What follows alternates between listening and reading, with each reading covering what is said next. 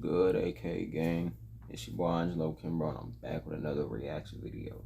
And today I'm gonna be reacting to the rise of Roman Reigns from hated hero to head of the table by Wrestling Flashback. If you guys enjoyed this video, make sure to smash the like button, comment down below what the videos you guys would like to see, and smash the subscribe button, and turn on your post notification bell so you never miss another video. Let's get straight to it. 1, 2, is on? April 3rd, 2017. The Raw after WrestleMania 33. Roman Reigns stands in the middle of the ring, a man who the WWE has been trying to build up as a conquering hero, and who the higher-ups see as the face of the company. The night prior, he became only the second wrestler ever to defeat The Undertaker at WrestleMania. If you're not a wrestling fan, you won't understand just how big And everybody hated him for that. of a deal that is. It's a feat that had only ever occurred once prior in over 20 years, and that moment is often touted as the most shocking moment in wrestling history. The script for this night had Roman coming out to say some words about his victory and further cement his top guy status to the WWE universe, but that's not what happened. Instead, the fans in attendance boo adamantly at a wrestler who in the story is supposed to be the good guy, but they throw obscenities at him and chant non-stop, not letting him get a word in. They express their utter disapproval for 8 straight minutes as Reigns just stands there. Finally, he says, "This is my yard now." a trope often used by the most respected man in the business who he defeated the night before. This was followed by him walking away to an even louder chorus of boos. Now, professional wrestling has a unique connection with its audience that no other scripted form of entertainment has, and that's because the shows are live and in front of the audience that they're broadcasting to. Imagine, in your favorite television show, a character makes the decision you don't like, and instead of just going to Twitter or complaining to your friends, you're able to voice the disdain live as the actors are trying to perform their scripted dialogue and the cameras are rolling. That's something that can only happen in wrestling. Crowd reaction is everything, whether it be cheers or boos, which in wrestling lingo is either called a pop if it's cheers or he if it's boos, and the worst reaction is no reaction. But in this instance, Reigns is getting a reaction, a huge reaction no less, but not the one that the company, the writers, nor Reigns want to be getting. But why is that? To answer that question, we need to look at Reigns' career in wrestling up to that point. Because the reason why he got booed like that so much is because Vince McMahon back in 2015 was pushing him down our throat too fucking much. Pause. But he was pushing Roman Reigns too much. That us as fans got tired of it.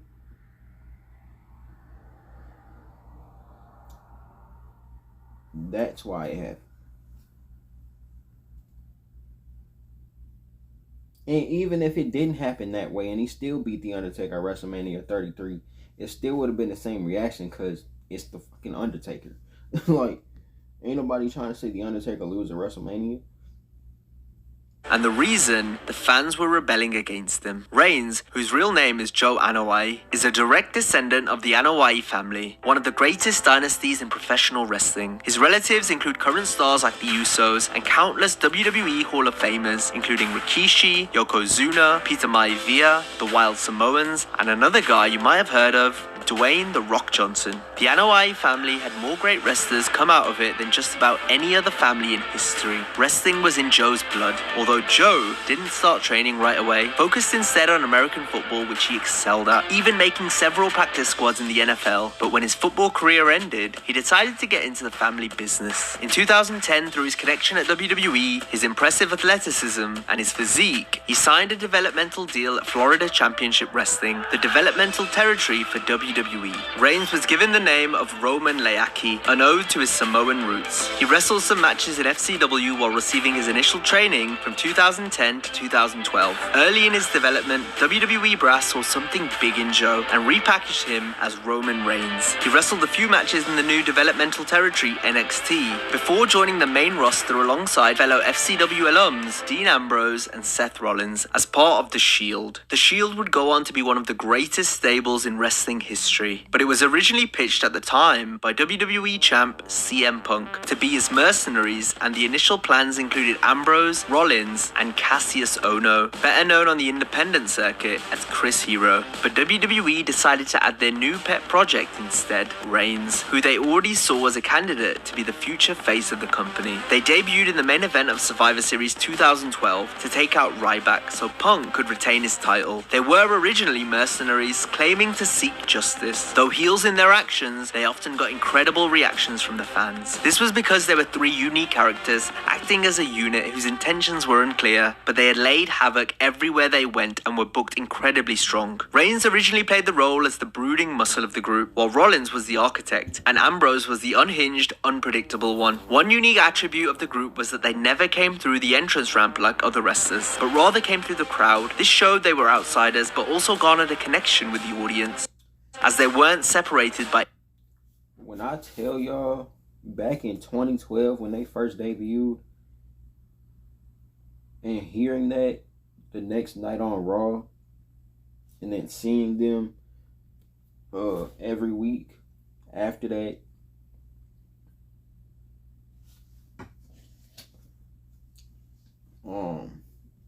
yeah, they were my favorite back in 2012 up until Seth Rollins turned on them. They were my favorite team. Like, that was the Shield those was my guys, man.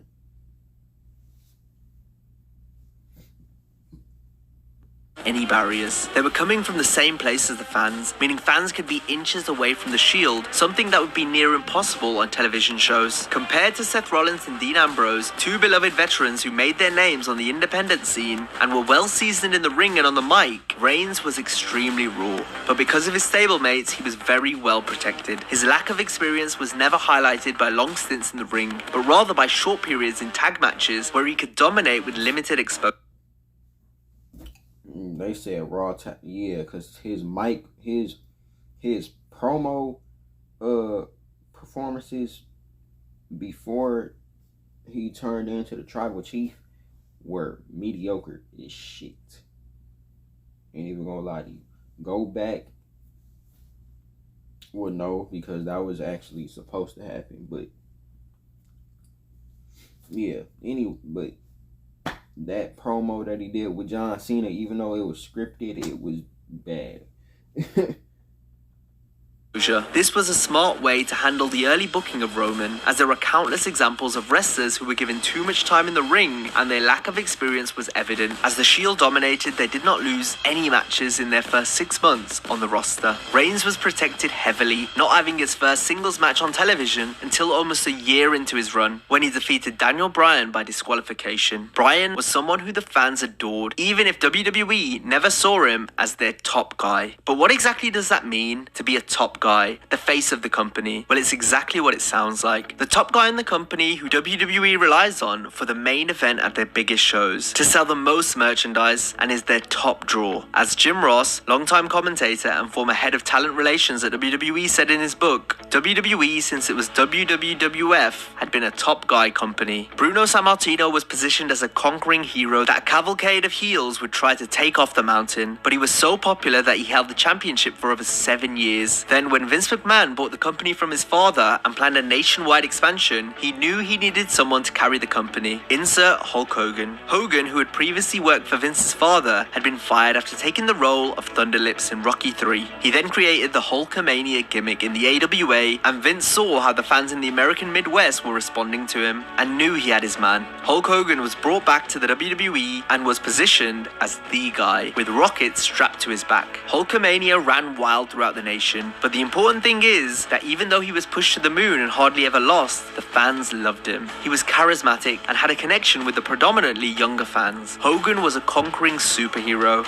Hogan's clean-cut, good guy character dominated as WWE went global and became the #1 wrestling program in the world, even though he was shoved down our throats standing tall at 7 of the first 9 WrestleMania main events. Overall, Hogan was Vince McMahon's ideal top guy, bringing unprecedented success to the company. However, just like Hollywood, Vince McMahon loves a reboot, and after Hulk Hogan left the company in 1993, McMahon was searching for his next Hogan, and this is where we see a failure in the top guy booking style. When McMahon was looking for his next face of the company, he wasn't trying to stray too far off course, and even though he had extremely talented wrestlers like Bret Hart, whom the fans were completely behind, he couldn't get off the idea that they needed to be like Hogan. And then McMahon saw Lex Luger. Lex Luger was tan, jacked, and most importantly, American. And that didn't work.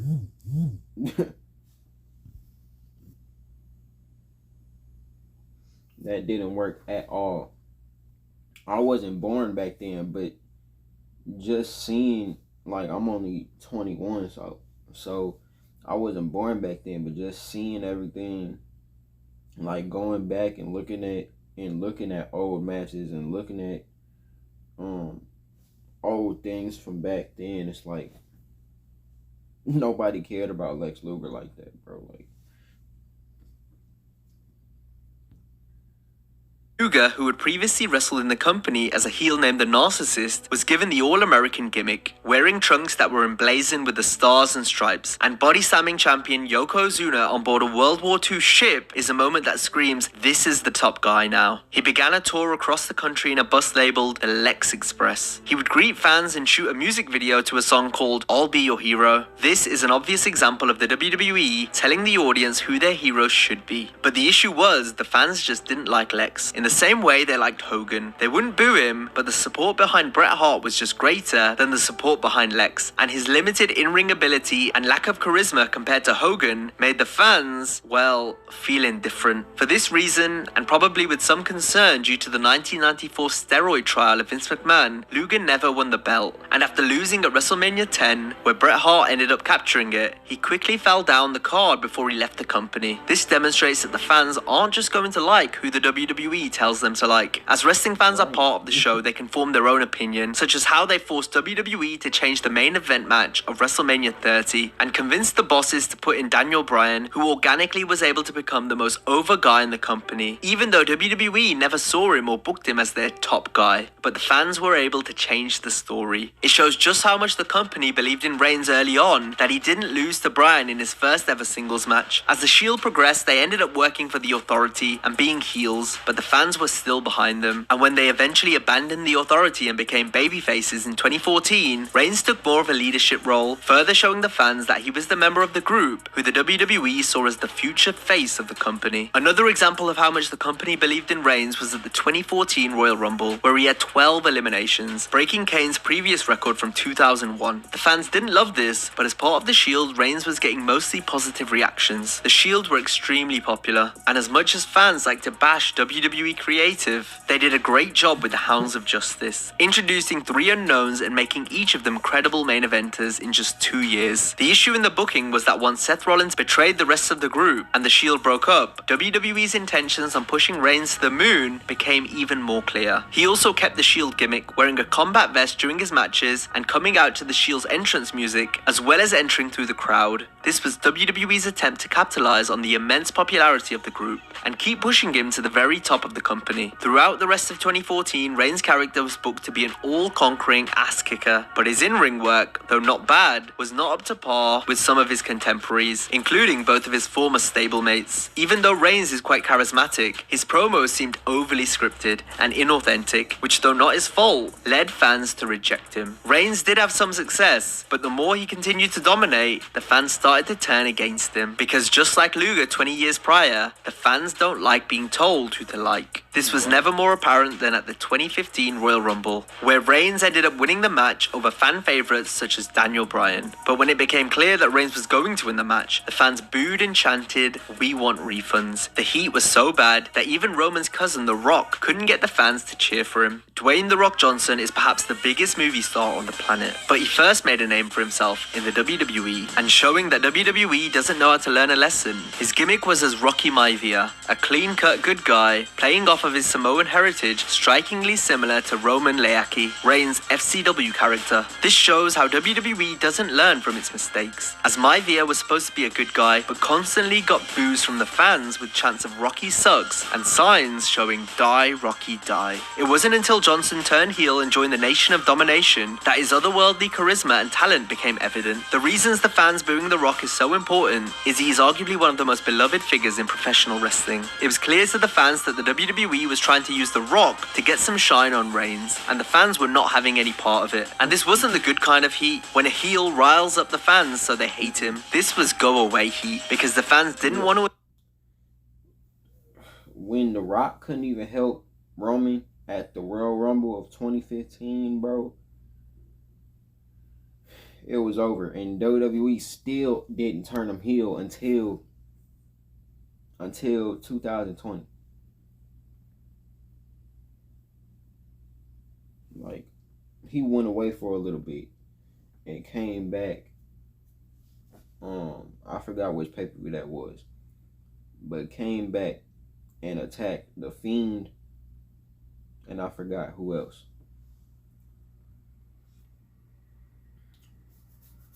And that's when he turned heel, and he's been like that ever since, and we love him.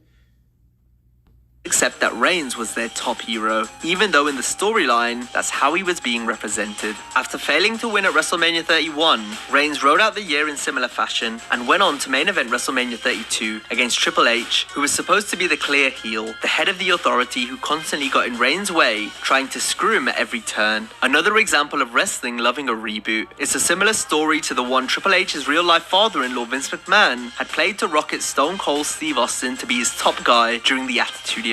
While that feud is often considered the greatest in wrestling history, the rehash was not so successful, as even though he was being booked as the underdog fighting the corrupt authority, Reigns received a lot of heat during the match at Mania, with loud chants of "Roman sucks" while fans cheered for the supposed heel Triple H. Fast forward to WrestleMania 33, where he defeated The Undertaker. Again, hold on. And the reason why that happened is because Vince McMahon was literally shoving Roman Reigns in our face, bro. Like he said, we don't like being told who to like. We gonna like who we like. We not gonna like who we not gonna like. But you not gonna tell us who we gonna like. So we hated them. You feel me? Even me. Like, yeah, John Cena was my boy. But at some point, I really wasn't born when I was only 1 year old when he debuted at WWE, so it really wasn't like. And then when I started watching wrestling in like 2008, he really wasn't like a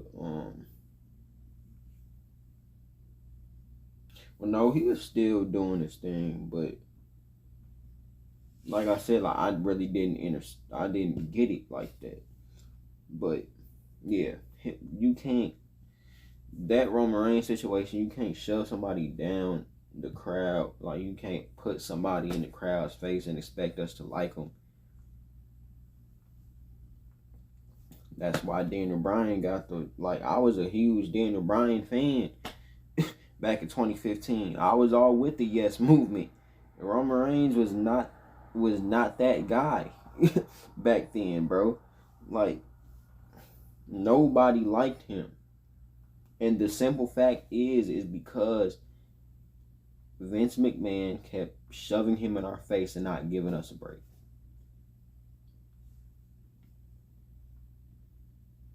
exciting incident for the start of this video. A year after that, he main evented WrestleMania 34 against Brock Lesnar, and even though Lesnar defeated Reigns, it took 6 F5s, and the crowd weren't happy, with herds of fans leaving the stadium early because none of the guys in the main event were who they wanted. One important thing to note is that even though crowds tended to boo Reigns out of the building, he was still a huge global star who had great merchandise sales and particularly appealed to children. This was the reason he continued to be booked in prominent roles, and why, like his closest contemporary John Cena, Vince McMahon and WWE Creative refused to turn him heel. Cena is an example of a top guy who a large segment of the fans hated for being continuously shoved down our throats. Off the crowd, mainly grown men would chant "Cena sucks," and the women and children would chant "Let's go Cena." But even though a large segment of the fans had disdain for him, he was still booked as the face of the company because his merchandise sales and draw were big enough. And therefore, along with the fact that Vince McMahon can be persistent to a fault, WWE didn't turn Roman heel during this period. However, the fact that he sold shirts didn't stop the live crowds, which is stupid. They waited too long to turn him heel. If they turned him heel as soon as if they turned Roman Reigns heel as soon as Seth Rollins turned on them, it would have been cool. You feel me? But you kept them face, you kept shoving them down our throat. And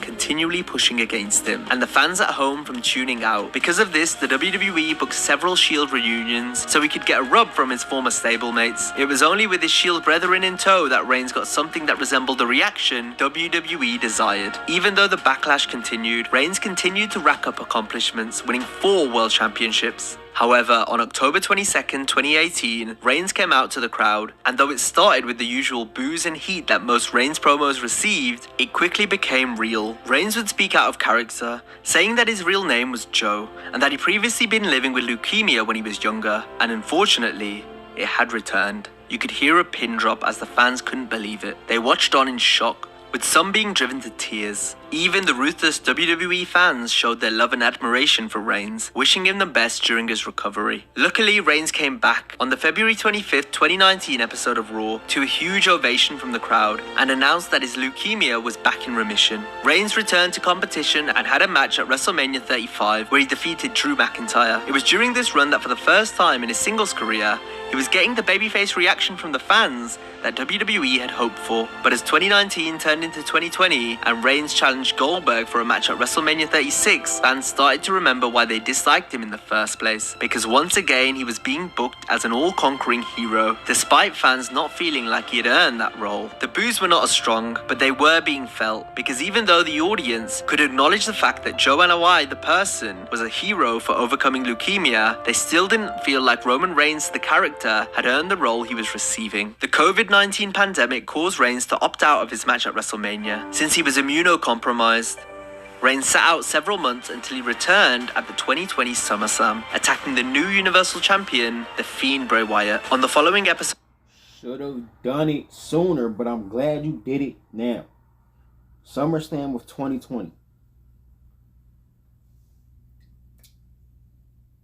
was the best day of our lives.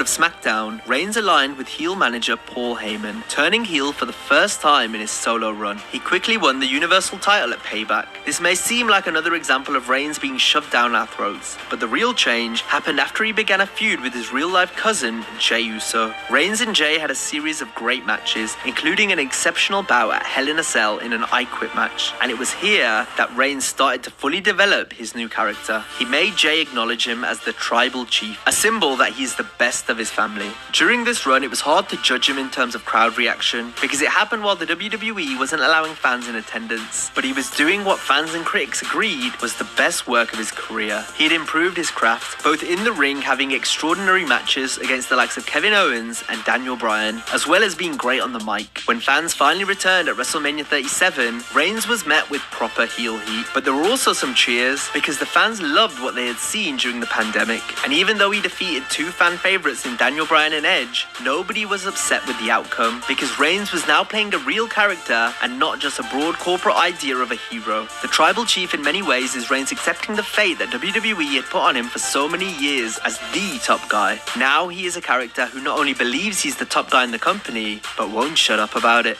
He also formed the Bloodline, a dominant stable consisting of his cousins, the Usos, as well as newer members Solo Sikoa, another member of the NOI family, along with honorary member Sami Zayn, while telling the fans and his competitors that they must acknowledge him. The Bloodline so far has been one of the most interesting and best stories the company has had in years. Since then, Reigns has become the most over guy in the company and is doing the best work of his career. He may be getting heat from the crowd, but this is the good kind of heat, as this is what the story calls for. And even then, he's also getting cheers because of just how damn entertaining he's been. And that's where the backlash came from. The WWE Universe wants to be entertained, and they weren't being entertained while the inevitable continued to happen. The fans pushed against Reigns being the babyface top guy for over 6 years. When he finally turned and showed how much he had improved, he became the top guy in the audience's mind. No, he's not the next Hulk Hogan or John Cena, but he is the first Tribal Chief. And that brings us back to April 3rd, 2017. Reigns can't cut his victory promo because the boos and chants are too much. The crowd would not acknowledge that he was trying to speak. This was just the WWE Universe asking for a change in a way that is only possible in wrestling. The audience of anything is the most important factor when you're trying to entertain. Reigns' career journey shows how big of a role the fans can play. WWE stopped telling us that we should like him and gave us a character that we grew to love. And even though it took quite a bit more time than they had hoped, with a current championship reign of over 800 days, the longest since Hulk Hogan in the 80s, Reigns is undoubtedly the top guy that the WWE thought he would be. And the audience definitely acknowledges him.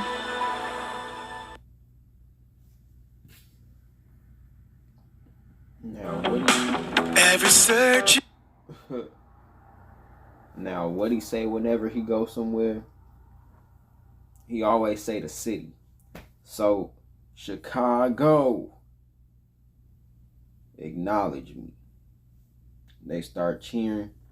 The Usos put the ones up along with Sami Zayn. Then you got Solo Sikoa just sitting there and Paul Heyman holding the titles.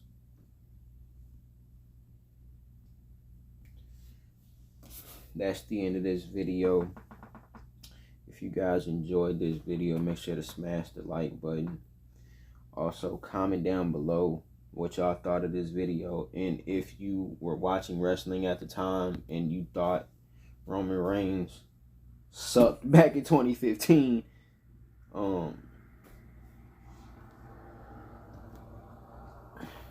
and smash that subscribe button and let me, and also comment what other videos you guys would like me to react to.